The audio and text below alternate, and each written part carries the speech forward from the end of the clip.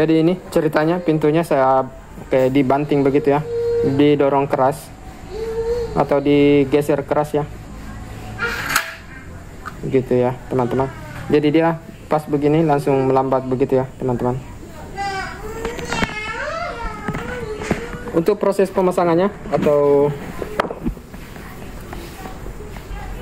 posisi atau pada saat terpasang, nanti saya coba tunjukkan ya, saya videokan seperti apa rel ini bekerja atau pada saat digunakan.